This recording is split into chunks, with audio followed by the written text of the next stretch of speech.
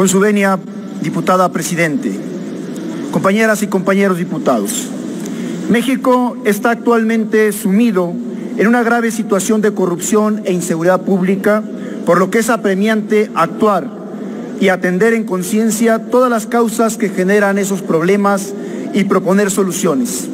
El Estado mexicano, en sus 3 ámbitos de gobierno, tiene para con sus gobernados como principal obligación garantizar la seguridad pública.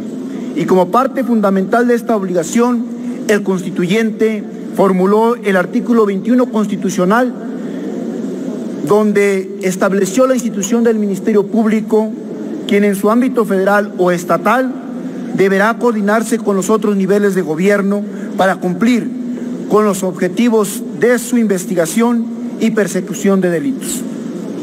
Para cumplir con el objetivo de garantizar la seguridad pública, se hicieron reformas constitucionales importantes. La primera en 1994, en el sentido de que el nombramiento que hiciera el titular del Poder Ejecutivo del Procurador General de la República tendría que ser ratificado por el Senado.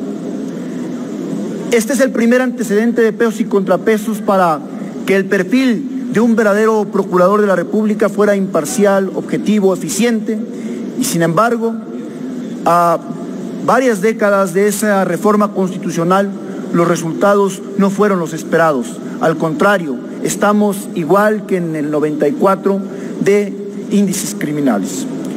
La segunda reforma fue en el 2008.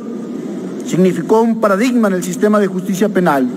Y la tercera reforma del 2014 es con relación a la creación de la Fiscalía General de la República como órgano público autónomo, nombramiento, remoción y sustitución del fiscal general y sus fiscalías especializadas.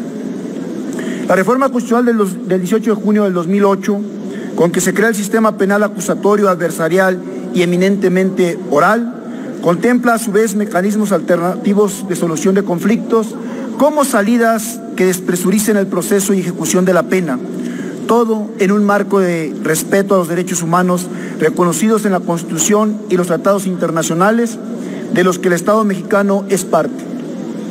Fue realizada en razón de la crisis que viene enfrentando nuestro país en materia de procuración e impartición de justicia, así como para evitar la discrecionalidad en el procedimiento penal y garantizar el mayor respeto a los derechos humanos y garantías constitucionales en materia de justicia penal.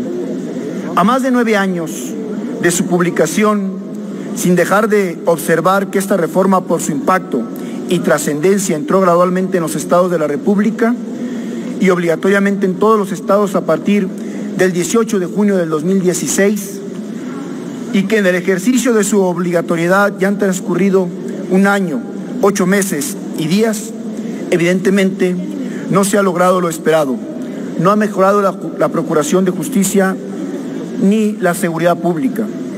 No hay resultados tangibles a favor y por el contrario crece incesantemente la criminalidad en México. El INEGI diseñó la Encuesta Nacional de Seguridad Pública Urbana con el propósito de proporcionar una medición periódica, amplia e integral del tema de seguridad pública, la cual cuenta con una periodicidad trimestral. Entre sus datos está que durante junio del 2017, 74.9% de la población de 18 años y más consideró que vivir en ciudad es inseguro. Por otra parte, de acuerdo con la información de Transparencia Internacional y Transparencia Mexicana, en cuanto a la percepción de corrupción en el sector público de 180 países en el mundo, México cayó un punto en el índice de percepción de la corrupción 2017. La calificación de México empeoró por 1 punto, pasando de 30 a 29. Esto ubica a México en la posición número 135 de 180 países evaluados en materia de anticorrupción. Transparencia Internacional refiere que a nivel regional México se encuentra entre las peores posiciones de América Latina y el Caribe, por debajo de Brasil, Argentina y Colombia, y ocupando la misma posición que Honduras y Paraguay. De la región latinoamericana, solo Guatemala, Nicaragua, Haití y Venezuela están peor que México. Transparencia Internacional afirma que México, junto a Rusia, es el país peor evaluado del G20 y el peor evaluado de la Organización para la Cooperación y el Desarrollo, la OCDE. No puede dejarse de mencionar lo trascendental de tener una fiscalía que esté al servicio de la legalidad y la justicia, no como acontece al servicio de intereses ajenos a la procuración e impartición de justicia, encaminados a la impunidad.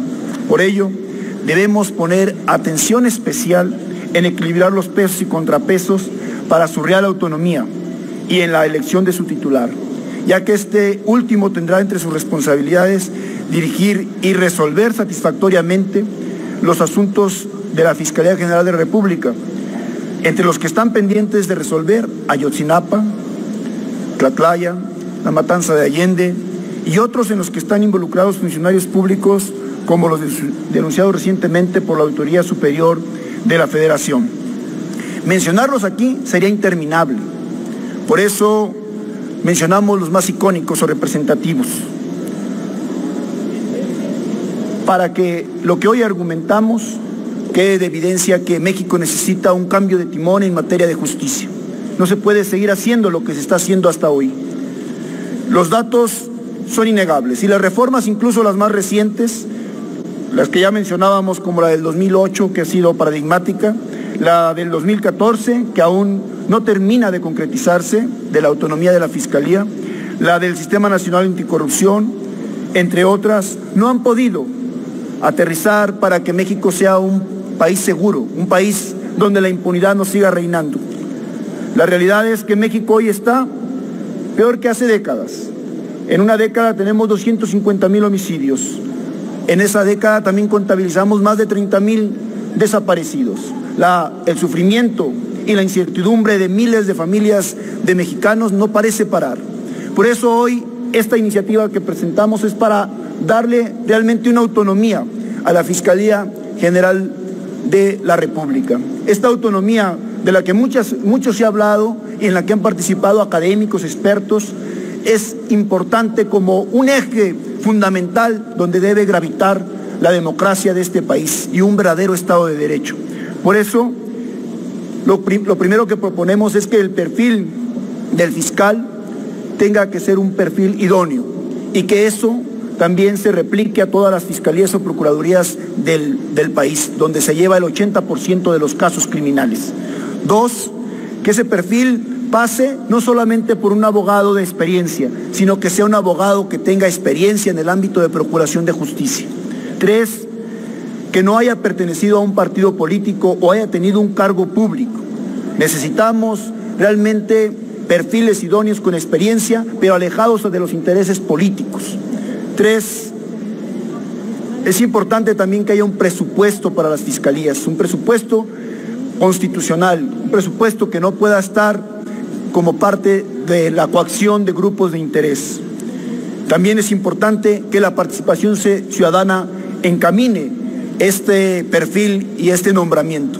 La rendición de cuentas es importantísima. Ya no puede quedarse al arbitrio solamente de los grupos políticos, de la partidocracia, el nombramiento del fiscal general, porque eso ya lo hemos tenido. Desde 1994 tenemos la posibilidad de que el Senado ratifique al Procurador de la República y sin embargo estamos peor que en 1994.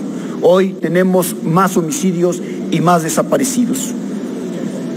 Esta rendición de cuentas implica la supervisión dentro de un consejo de la organización de la sociedad civil organizada para que permanentemente esté siendo evaluada. Que cada 2 años el fiscal general de la República pueda estar siendo ratificado por el Senado y que el nombramiento pase por una elección transparente completamente donde participe, por supuesto, el Senado y el presidente de la República, pero también la sociedad civil organizada.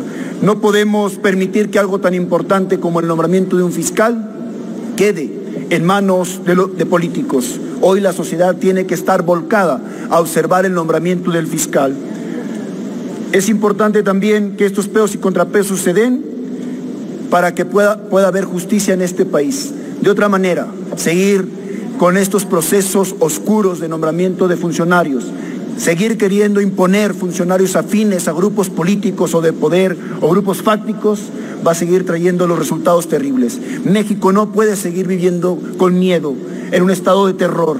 México no puede seguir al nivel de democracias de corrupción de incertidumbre y de impunidad, como países que han tenido guerras civiles como Siria, como Irak y como ese tipo de países. México tiene una grandeza y en esa grandeza debe de estar la altura de miras para nombrar al fiscal de los mismos partidos políticos. No más fiscales carnales, no más fiscales políticos, sí a una fiscalía que sirva, sí a un México sin miedo y en paz.